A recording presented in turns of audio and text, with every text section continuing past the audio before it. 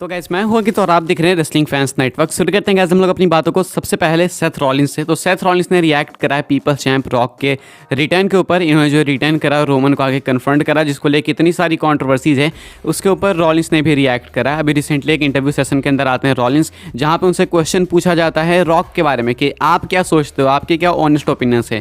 कहते हैं रॉलिंस बहुत बातें करते हैं, मैं आपको मेन चीज़ बता देता हूँ। कहते हैं we don't need your, rock के बारे में कहते हुए, we don't need your, we'd love to have your but we don't need a big guy. तो कहते हैं सेथ रॉलिंस की देखो हमें तुम्हारी ज़रूरत नहीं है, मतलब ठीक है तुम हो तो अच्छी बात है, हमें अच्छा लग रहा है, लेकिन हमें तुम्हारी ज़रूरत नहीं है भाई। ऐसा कहना है सेथ रॉलिंस का। उसके बाद सामने वाला पूछता है इंटरव्यूअर कि ये देखो हील टैक्टिक्स अपना रहा है, हील तरीके से बात कर रहा है। तो कहते हैं नहीं भाई ये हील विल नहीं है, एक्चुअल फैक्ट है कि हमें उसकी ज़रूरत नहीं है। हमने चलो ठीक है वो आ गया लेकिन हमें उसकी नीड नहीं है। अब मेरे हिसाब से रॉलिंस ने ये चीज़ इसलिए कही है बिकॉज वो बिलीव करता है भी करेंट रोस्टर पे, एंड बहुत अच्छी चीज़ है, आपको हमेशा अपने करेंट रोस्टर पे बिलीव होना चाहिए। तो रॉलिंस को बिलीव अपने करेंट रोस्टर के ऊपर कि भाई हम लोग काफ़ी हैं, हमें ज़रूरत नहीं है उसकी। एंड ये बात तो देखो भाई हम सब मानते हैं कि रेसलमेनिया वैसे भी सोल्ड आउट होता है, रॉक आया चाहे ना, इससे पहले भी हो ही रहा था भाई। तो वो रॉक तो चलो ठीक है इंटरेस्ट के लिए, लोगों के लिए, और ऊपर से और ज़्यादा स्पॉन्सरशिप आ जाएगी, ये भले बोल लो, लेकिन हाँ इससे रॉलिंस का क्या फ़ायदा। रॉलिंस वही कहता है कि देखो भाई हमें तुम्हें ज़रूरत तो नहीं है तुम्हारी, लेकिन ठीक है अब तुम आ गए तो अच्छी बात है, but we don't need you, ऐसा कहना है सेथ रॉलिंस का।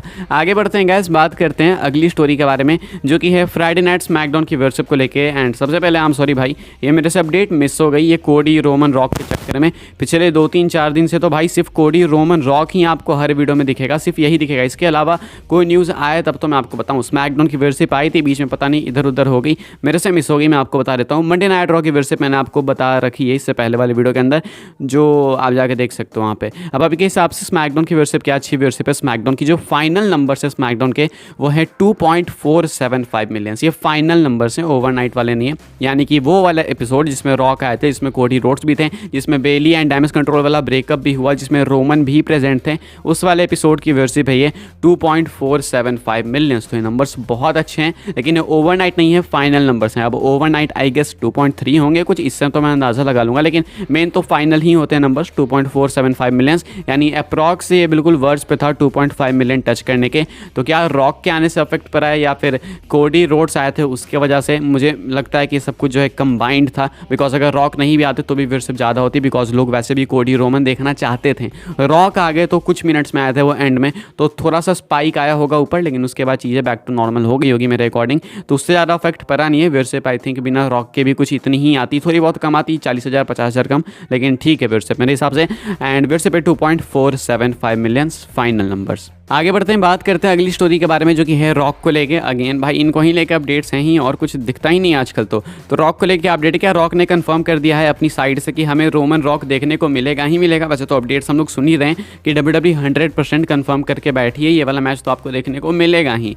अभी क्या होता है कि रॉक अभी रिसेंट में कुछ टाइम पहले एक रील डालते हैं, जहाँ पे कि एंड में एक बार फिर से रॉक रोमन के फेस ऑफ को दिखाया गया है, एंड क्लियरली ऐसा इंडिकेट कर रहा है सब कुछ कि रॉक रोमन आपस में कंपीट करेंगे रेसलमेनिया के अंदर। ये रॉक रोमन का फेस ऑफ, रेसलमेनिया का साइन लगाना, ये काफ़ी कुछ इंडिकेट कर देता है, स्पॉइल कर देता है। एंड यहाँ पे तो ये तो छोड़ देना भाई, स्मैकडाउन के अंदर हमने देखा था जो कन्फ्रंटेशन हुआ था, जैसे ही रॉक रोमन आमने सामने आया वैसे ही भाई रेसलमेनिया का वो लोगो लगा, वो तो देख के गूज़बम्स आ गए थे। उस टाइम नहीं पता था भाई कि इतना आउटरेज हो जाएगा, वो तो मुझे 3-4 घंटे बाद पता चला ट्विटर पर प्रॉपर, कह रहे भाई ये क्या हो गया।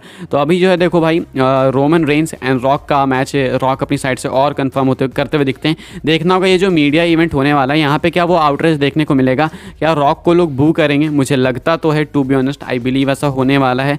Let's see, free fan and press event है, यानी कि फैंस कोई भी आ सकते हैं, ऐसा कोई वो टिकट वगैरह नहीं है। तो आई थिंक कोडी के फैंस कहीं हाईजैक ना करें इस चीज़ को, वक्त बताएगा। एंड बाकी ये कब आएगा, तो ये आएगा फ्राइडे अर्ली मॉर्निंग को। एग्जैक्ट टाइमिंग मैं आपको बता चुका हूँ, आएगा 5:30 मैंने आपको बताया। तो उस टाइम पे आपको WWE की यूट्यूब चैनल वगैरह पे देखने को मिल जाएगा, वहाँ पे आप सोशल मीडिया पे देख सकते हो, टेलीविजन पे नहीं आएगा, तो वहाँ पे आप देखना। बाकी अगर आप मिस कर दोगे तो मैं तो हूँ आपको बताई होगा सब कुछ। आगे बढ़ते हैं, बात करते हैं एक ऑब्जर्वेशन के बारे में, जो कि मैंने थोड़ा करीब से ऑब्जर्व करा है, किसी और ने नहीं करा। इस पर ये मैं अपनी अपडेट खुद से ही दे रहा हूँ आपको। ये मैंने ट्विटर पे कल पोस्ट करा था, जो लोग वहाँ पे हैं उनको मालूम होगा, लेकिन ये चीज़ मुझे लगा कि वीडियो में भी मेंशन करनी चाहिए।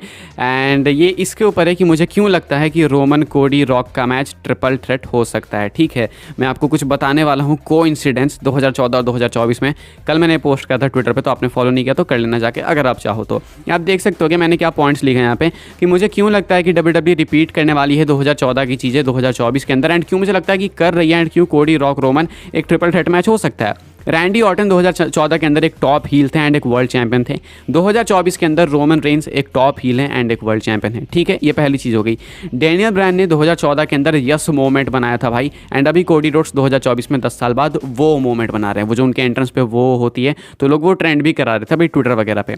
उसके बाद तीसरा पॉइंट, बटिस्टा जो कि एक लेजेंड थे, वो वापस आए थे एंड उन्हें बहुत गंदा बैकलेस मिला था, ऐसा ही आउटरेज उन्होंने झेला था। बस अंतर इतना था कि उस टाइम पे इंटरनेट इतना पीक पे नहीं था, अभी ज़्यादा है। तो ये 2014 में हुआ था। 10 साल बाद सेम चीज़ 2024 में ये रॉक के साथ होती है। रॉक की वापसी हुई जो कि एक और लेजेंड है, उन्होंने भी बैकलेस झेला, बहुत ही गंदा आउटरेज, बटिस्टा से ज़्यादा ही झेला होगा मेरे हिसाब से। तो ये 3 पॉइंट्स हो गए जो कि बिल्कुल मैच खाते हैं। रेसलमेनिया 30 का लोगो आखिरी लोगो था, ये 2014 की बात है। 2014 में रेसलमेनिया 30 हुआ था एंड उसका लोगो आखिरी लोगो था जिसमें रोमन नंबर्स यूज करे गए थे, XXX XXX, एंड अभी जो है रोमन नंबर्स वापस से यूज़ करे गए हैं रेसलमेनिया 40 के अंदर, यानी 2024 में 10 साल बाद XL। तो अभी के हिसाब से ये 4 पॉइंट्स तो देखो भाई इंडिकेट कर रहे हैं, जिस तरीके से डॉट्स कनेक्ट हो रहे हैं वो देख के लगता है कि इसके बाद नेक्स्ट स्टेप यही होने वाला है। जिस तरीके से डेनियल ब्रायन ऐड हुए थे बटिस्टा और ऑर्टन के मैच के अंदर उसको ट्रिपल थ्रेट बनाने के लिए 2014 में, उस हिसाब से इस मैच के अंदर भी, रोमन रॉक के मैच के अंदर भी कोडी रोड्स ऐड होकर इसको ट्रिपल थ्रेट बनाएंगे, बिकॉज ये सारी चीज़ बिल्कुल लाइन से सही चलते जा रही है। एक और चीज़ है, CM पंक ने आखिरी बार WWE पेपर के अंदर रेसल करा था रॉयल रंबल 2014 में, एंड पहली बार अपने रिटर्न के बाद किसी पेपर में रेसल करा CM पंक ने, तो वो रॉयल रंबल 2024 था। यानी कि ये वापस से वो 10 साल वाली चीज़ यहाँ पे मैच कर रही है। तो ये चीज़ हमेशा WWE के अंदर होती है कि वो मोमेंट्स रिक्रिएट करते हैं, तो वो 2014 वाली चीज़ बिल्कुल यहाँ पे रिक्रिएट होते हुए दिख रही है। इसीलिए पता नहीं क्यों मुझे लग रहा है कि ये मैच ट्रिपल थ्रेट बन सकता है। अब सवाल है कि क्या आप लोग ये देखना चाहोगे या फिर नहीं, कमेंट करके आप लोग मुझे जरूर से बताना। आगे बढ़ते हैं, बात करते हैं अपनी नेक्स्ट एंड फाइनल स्टोरी के बारे में, जो कि है ब्रॉक लेसनर को लेकर। तो ब्रॉक लेसनर के फैंस थोड़ा इसको ध्यान से सुनना, एक बैड न्यूज़ है। अब ये तो देखो भाई, ये बैड न्यूज़ बहुत छोटी होगी बिकॉज हमने इससे पहले लेसनर को लेकर बहुत बड़ी बड़ी बैड न्यूज़ सुन ली है, तो ये तो उसके हिसाब से बहुत छोटी है। लेसनर वापस तो आएंगे WWE के अंदर, ये तो बिलीव है। मेल्टजर ने भी कहा कि वो इवेंचुअली वापस आएंगे WWE के अंदर, बिकॉज बहुत बड़े लेवल के स्टार है भाई, बहुत बड़े लेवल के। हालांकि उनका एक तरीके से WWE के अंदर एंड बहुत सही तरीके से हुआ, अगर आप ये कंट्रोवर्सी हटा दो तो। उन्होंने टॉर्च पास करा कोडी रोड्स को एंड उसके बाद वो चले गए, ऐसा लगा कि रिटायरमेंट मैच है, लेकिन वो था नहीं एक्चुअली में। WWE चाहे तो उसको बना सकती है, लेकिन मैं आपको बता दूं कि अगर लेसनर को वापस आना है तो वो कब आ सकते हैं। अगर लेसनर आएंगे भी तो गाइस एटलीस्ट अभी जिस हिसाब से चीज़ें हैं, अभी आज के डेट के हिसाब से देखें तो 1 1.5 साल 2 साल 2.5 साल लेसनर आपको नहीं देखने को मिलेंगे। अब फिर सवाल आता है कि भाई 2-2.5 साल बाद 1 1.5 साल बाद लेसनर आके कम्पीट करना भी चाहेगा क्या? देखो भाई, पैसे बोलते हैं तो कुछ भी हो सकता है, and Lesnar is a businessman, उन्हें मतलब है पैसों से। इससे पहले भी वो पैसों के लिए आते थे, भयंकर बिग मनी डील के लिए, एंड आके कम्पीट करके जाते थे, तो वो चीज़ हो तो सकती है ज़रूर से। 2-2.5 साल ये तभी होगा अगर लेसनर के ऊपर और एलिगेशंस नहीं लगते हैं और वो प्रूव नहीं किए जाते हैं कि वो भाई गिल्टी हैं। अगर वो गिल्टी नहीं प्रूव होते हैं तब तो वो आ सकते हैं 2-2.5 साल 1 1.5 साल बाद, लेकिन अगर वो गिल्टी प्रूफ हो जाते हैं तो देखना होगा भाई, पता नहीं क्या होगा, फिर क्या जुगाड़ होगा। लेकिन अभी के हिसाब से जो लेसनर है भाई, 2-2.5 साल या 1 1.5 साल आपको नहीं देखने को मिलेंगे अगर कुछ क्लियर नहीं होता है तो। और अगर क्लियर नेगेटिवली होगा तब तो नहीं देखने को मिलेंगे, पता नहीं भाई। लेकिन अभी के हिसाब से बैड न्यूज़ ये है कि आपको हाल फिलहाल में अगर आप एक्सपेक्ट करो कि रेसलमेनिया, समरस्लैम, सर्वाइवर सीरीज या अगले साल रॉयल रंबल, तो चांसेस नहीं लग रहे हैं अभी के डेट के हिसाब से। आई होप आपको इन्फॉर्मेशन मिली तो वीडियो को लाइक करें, शेयर करें, सब्सक्राइब करें, चैनल को फॉलो कर सकते हैं मुझे इंस्टाग्राम एंड ट्विटर पर, लिंक आपको मिल जाएगा डिस्क्रिप्शन में। ज्वाइन कर सकते हैं व्हाट्सएप चैनल को, उसके भी लिंक है डिस्क्रिप्शन में। मिलते हैं अपनी नेक्स्ट ऑफर काफ़ी इंटरेस्टिंग वीडियो में।